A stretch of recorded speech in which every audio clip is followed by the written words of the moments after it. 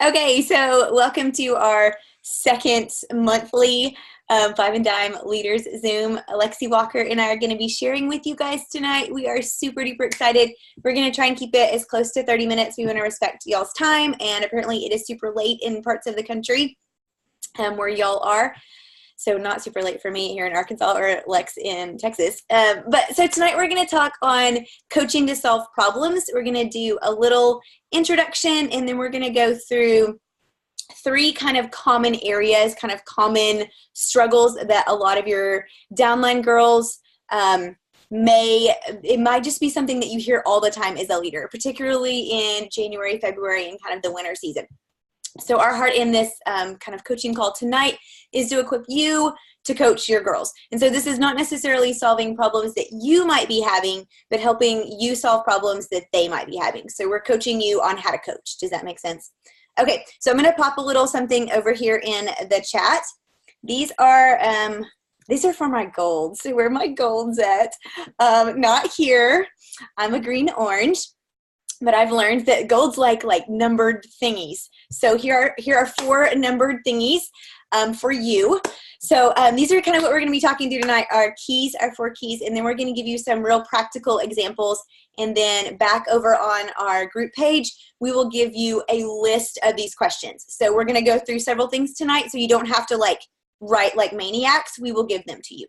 But we wanted to talk through them before we give them to you. So okay, so we really want to talk to you about something that Alexi and I have been learning and growing in and practicing that's yielding really good results and positive kind of things happening on both of our teams.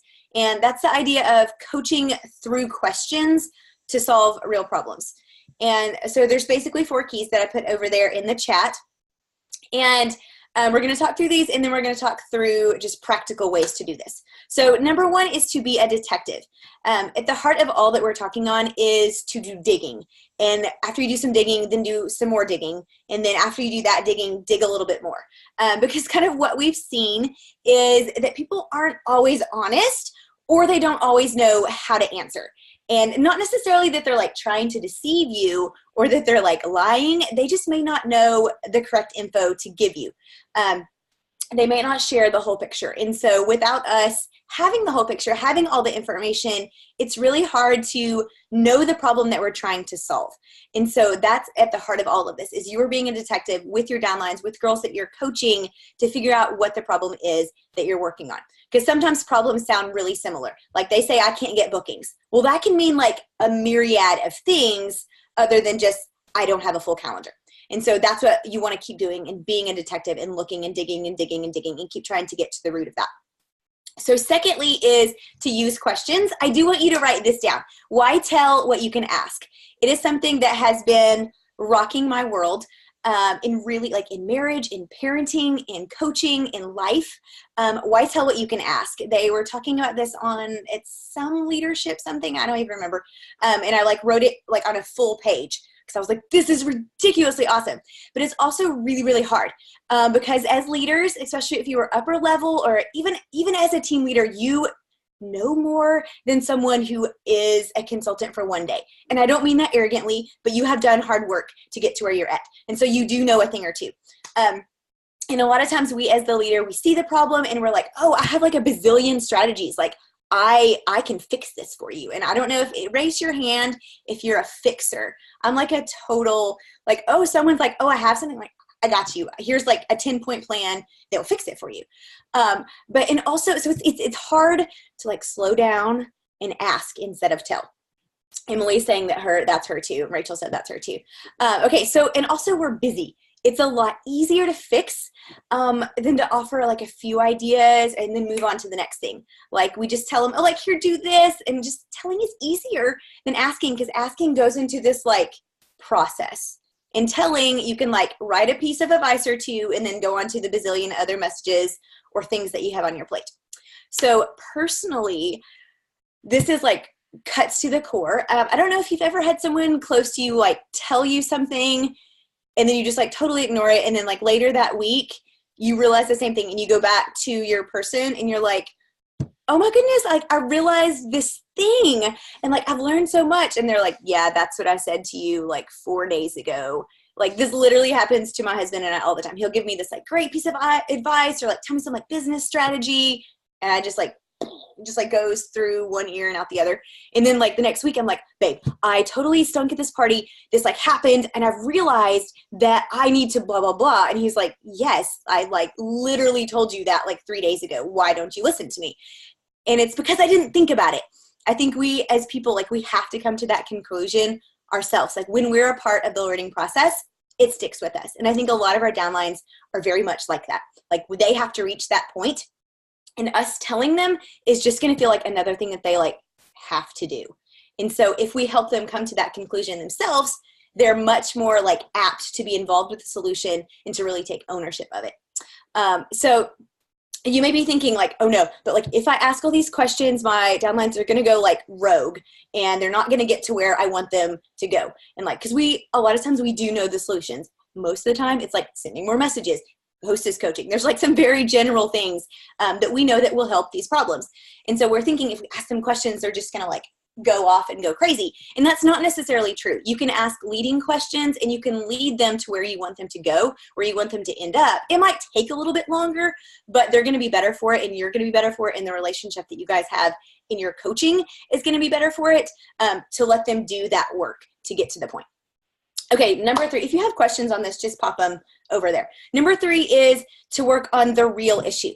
So I think I'm so guilty of this. So someone says like an issue, like, okay, I don't have any bookings and I need some bookings. It's January. So what is my advice? Oh my goodness, we got all these new titles. Host a mystery hostess party. Yay, that'll fix it for you. And I give them this like traditional solution or a quick fix. But that might not actually be the real problem. And so like they maybe have a different issue with bookings or a different struggle that a mystery hostess party, while it might be a solution, might not be the actual fix for this problem that they're having. And so it's a lot easier and quicker to suggest a fix, but that really might not be what they need and what you guys need to coach on. And so working to find the real issue and the root of it. And then the last one is investing time. This does take time. It is an investment, and I want you to look at it as an investment, not just like a waste of your time. But the yield is a downline who can like think for themselves, who knows how to reflect on the process. Because after a while of you saying like, what made you think that way? Or how are your RSVPs? Or what's your coaching looking like? After a while of you like asking these questions, they're going to start having a problem and they're going to be like, oh man, how are my RSVPs? Like, what did my coaching look like? Yes. Marie says a downline that can think for themselves. What? Yes. Wouldn't that be like the goal? And so like impacting them now with this like little bit of investment is really going to pay off in the long term. It's going to teach them actions and processes. They're going to learn how to investigate for themselves. They're going to learn how to reflect the same things that you do. If you have a party that stinks, or if you have like 4 parties that stink, what do you do as a leader? You go back and you're like, oh, that did not go well. What can I do better? And so a lot of times our girls who are new, they don't know how to do this. And so by asking questions, we are teaching them how to do that. And so it's going to build you a stronger team, and it's going to save you time in the long run. So you put a little bit more in up front, but you're going to have a better team for it. So Lexi and I want to talk through kind of the 3 main things that we hear a lot of times. You don't have any bookings, you don't have any recruits, and your parties aren't going so great. So I'm going to turn it over to Lexi, and she's going to handle bookings. I'm going to mute myself. Okay, so what we probably hear the most as leaders is, I don't have any bookings. I can't get bookings, something along those lines. I mean, probably at least weekly, we are hearing that, especially this time of year. And so, like Britton was saying, like it's easy to just like a quick fix, and maybe that is going to be the solution. But here's some questions that we can use kind of in our detective work and to kind of figure out what is going on, like what is the root of that problem. And so these necessarily won't go like in order, like you would just go like 1 through 10, depending on some of these answers is going to depend on like what question you would go to next, so to speak. So first off, asking whenever they say like, hey, I just cannot get any bookings, like my calendar is empty, saying, why do you think that is? And so that right there from the get-go, it's going to have, you know, they're like, oh, well, nobody's like offering to host in my parties. or, I haven't been like really sending any messages. So that right there is going to be a super telling question. Again, depending on what their answer was, how many messages have you sent? We know this is a big one, and this is going to be super revealing too, because, some people are going to say, I've sent 100 messages. And so that's going to lead us digging another way. If they're like, well, I sent like 10 and nobody, or I sent 5 and nobody's saying that they want to do a party, then that's going to okay, well, we're going to need to send way more messages. So let's say they sent, 200 messages and they're not getting any. That's like a red flag to us too. So we want to say, can I see a screenshot of the message that you're sending? So then from there, we can kind of look at that and decide maybe it's just a really bad message. Maybe it's really long. Maybe it is awesome. So then we want to keep digging in another way. What time of day are you sending messages? If they're sending them at 2 a.m, are you sending messages to people that are active? So if they're using kind of that green light trick, are you sending follow-up messages? Where are you getting the people that you're sending messages to? So this could be really telling as well. And then it's also going to be revealing to you, are they following up with people in parties? Are they just going to their friends network? Or it's going to let us know where to dig more. Are you getting bookings from parties? I have found that I have a lot of people that they just expect people to volunteer on the party post, which that's awesome if that happens, but most of us know that's not where the majority of our parties come from. That's just an extra awesome. That was great and easy. Are you having conversations with people before and during the parties?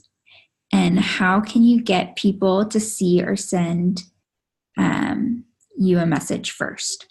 And so all of those right there are going to kind of give us a little more info and direct even from there, what other questions we need to ask or what avenues we need to direct them down.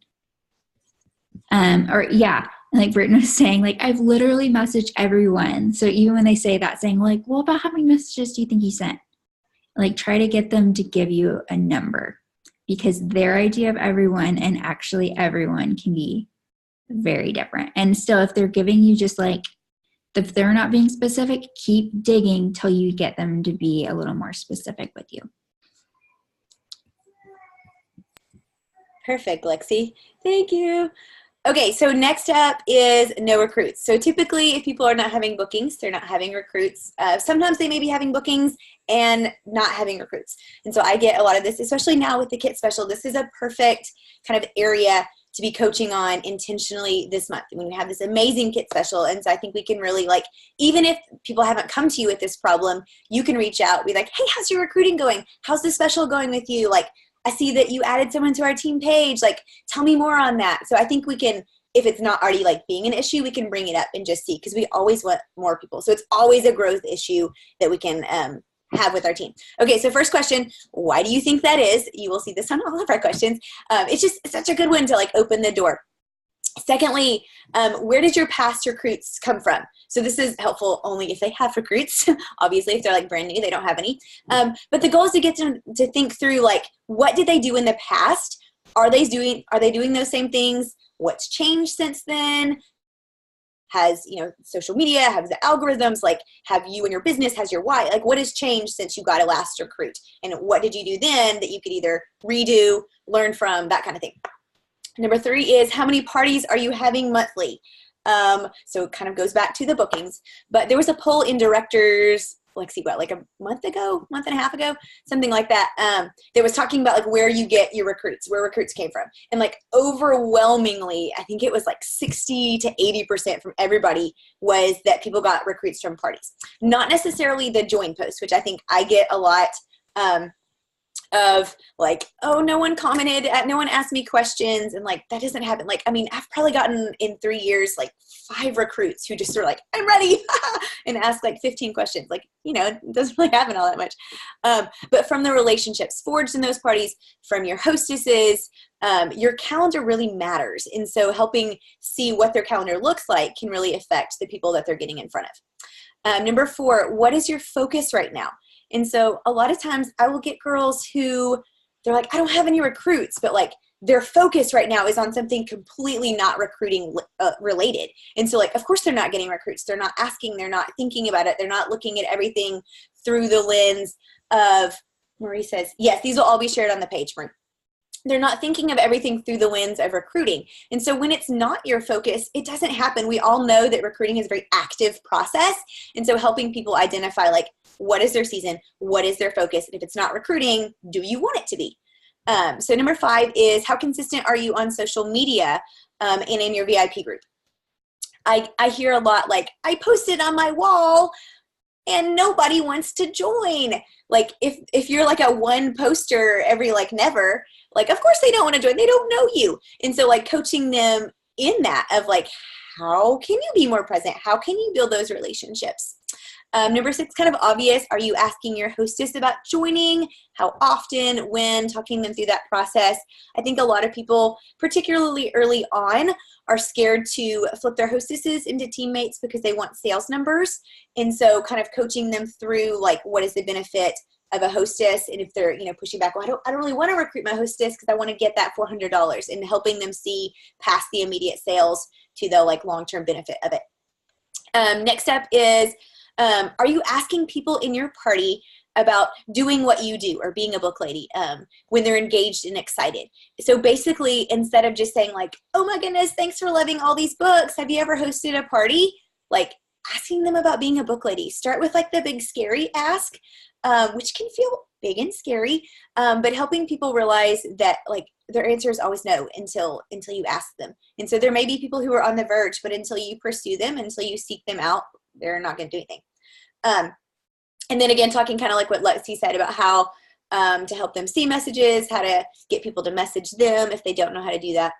Number 8, do you know and have you practiced sharing your own recruiting story? Like, why are you a book lady? Can you comfortably express what you do, why you do it, and how they can join you in that? And I think this is something as leaders we can really help our girls learn to comfortably talk about who they are. It is not this scary thing. They are not like convincing someone. They're like literally just talking about something they love. And so working through that with them. Next up is, I love this question. What do you think recruiting is? Like simply just ask them if they're like, I'm struggling with recruiting. Well, what do you think recruiting is? And hear what their view on it is. Because sometimes people are like, well, it's like convincing people, or it's, you know, it's pushing people to join my team. And so you're hearing some of their hesitations, some of their fears come out just simply in their definition of what recruiting is. I think a lot of it is mindset. A lot of recruiting challenges that our girls have is mindset. And so I think, what do you think recruiting is a powerful question to help see where their mind is kind of in that conversation. And then last up, what in the recruiting process is the most challenging for you? Is it the initial ask? Is it pushing through those hesitations? Is it closing? And so kind of getting down to the nitty gritty of once you've kind of determined what their recruiting looks like, what is it in the actual process that they just like can't get over that little hurdle? So that is recruiting. Next up is, your parties stink. Oh no. Okay, so this is another common one we're going to hear. It's just like, my parties aren't doing well, not great party sales. And so again, we're starting with, why do you think that is? So right there, maybe they've already identified it, but maybe they haven't. Can you add me to a recent party? So then we can get in that party and we can kind of do that detective work. And so if we're looking on the party page and we're seeing low RSVPs or low invites, things right there, that's saying to us they're struggling with hostess coaching. Then we can even look through the party page. Are we seeing that they're interacting with people? Does it look like relationships are being made? How is the hostess interacting on the page? That's again going to show us if that, like, the hostess is kind of MIA, that's normally a hostess coaching issue. If the party page itself looks great, numbers are looking great, then that's saying to us the missing piece is follow-ups, and then we know to like dig there a little more. So being on the party page can answer this for us, but if we're not on the page, how are your RSVP numbers? And you can dig more there. How often are you talking to your hostess? And so if, you know, like RSVP numbers are kind of seeming iffy, or maybe they seem great, still kind of figuring out if they're building that relationship. Can you send me some screenshots of your hostess conversation? So maybe they're telling us like, I keep getting ghosted by my hostess. So let's see what they are saying. There's some people that they don't know how to add any of the fluff, and they're just like so blunt, and then instead they're like bossing their hostess around. So just seeing those screenshots, that can be very revealing. What do you feel like is the tone and personality coming out in your hostess coaching? And again, even screenshots can show you that. How many messages have your hostess sent? How are you pushing her through hesitations with her? And so we know again that if we're seeing low numbers, then that probably means like that's the issue. But if we can even pinpoint where in their hostess coaching that they're struggling or things are like falling off. What's your follow-up process look like with party guests? How do you think a guest feels when attending your party? Presentation, connection to you, overall experience, things like that. And even like with the follow-up process too, from there, you can dig more if you need to as well. Okay, and so that's the party questions I have. Okay, so now we want to kind of open the floor with other issues that you might hear. We have, I don't know, maybe 5 more minutes-ish. If you don't have questions, we'll just call it a night. But if there are other issues that you're hearing a lot of, maybe we can all kind of as a team brainstorm some powerful questions. I think that why do you think that is goes for any issue that your downline is having. Let's see, someone said over here that they are scared. Emily said she was kind of scared to ask why you think that is. It is a really big question, Emily, and so I can see that. But I think one thing, like with our coaching, like you don't have to have an immediate answer. Like questions give you the grace to like, tell me more about that. I love to hear why you think that way. What evidence are you seeing in that?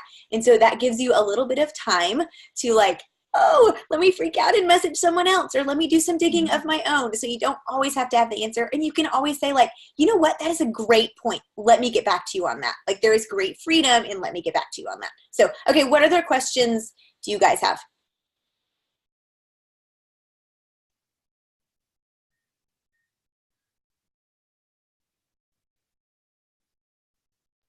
Nothing? I don't want to sit here for like awkward silence of crickets for a few minutes. Nothing? Is there any other issues that you hear other than bookings, recruiting, and my parties aren't going well? Not really. Okay, well, perfect then. Oh, Callie just popped on. Hi, Callie.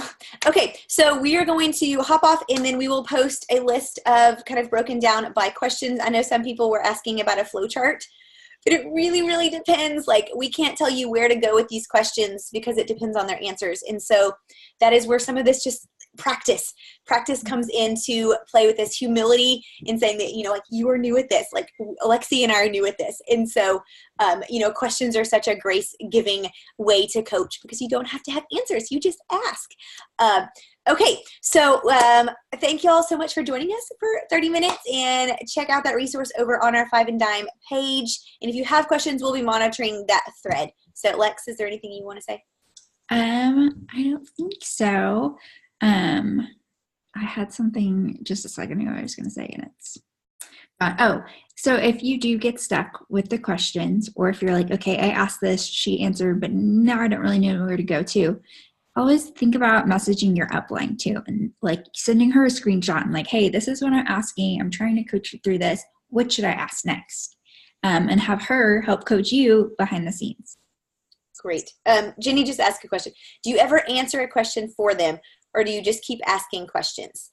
Jenny, I would say I would just keep asking questions. I mean, if they're really, really, really not getting there, like if you're like, what's wrong with your parties? And you see that they have one RSVP and they're like, I don't know, my graphics aren't great, or something that's like completely like off. Maybe you can ask a more direct question, like, let's look at your RSVPs. How do you feel those numbers are? And if she's like, oh, they're fine, you can be like, would you like them to be higher? Like, would you like it to be better? Because in every area, there's always room that we can improve. Even if people are like, I'm a rock star leader, like until you're literally like Randall White, and like even then there's room to grow. You know what I mean? And so like we can always ask them like for some like areas of growth. So yes. So good question though. Okay. So is that all, everybody? Okay, so until you're Randall White. Hashtag until you're Randall White. Okay, thank y'all so much, and check our 5 and Down page. Bye, y'all. Oh, and we'll post the recording for you. Bye.